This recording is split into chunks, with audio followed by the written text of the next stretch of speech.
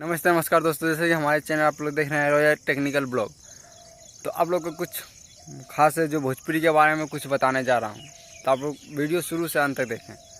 Actually अभी जान रहे कि अभी एक दिन खेसारी लाल यादव लाइव आए थे, उसमें सबको बोला था हम दूसरा दिन लाइव आए थे। एक्चुअली दूसरा दिन खेसारी लाल यादव लाइव नहीं आए थे। और ये भोजपुरी में विवाद पर विवाद बढ़ते हुए जा रहा है।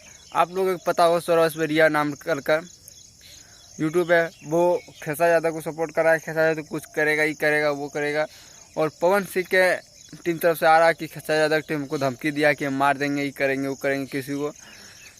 तो ऐसा धमकी दिया जा रहा है और विवाद पर विवाद बढ़ते ही जा रहा है भोजपुरी में। और यही खेसारी बढ़िया काम किया कि दूसरा दिन बोला हम लाइव आएंगे। उस दिन लाइव नहीं आए थे, और पहला दिन लाइव आए थे तो उस दिन विशाल सिंह भी लाइव आए थे और बोला था मसूरी चाचा लाइव मत आइएगा कल वरना प्लीज, तो वो भी बता दिया था।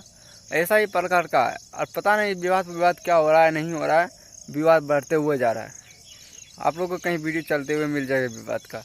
इसी प्रकार चैनल न्यूज़ देखने के लिए हमारे चैनल को सब्सक्राइब कर लें।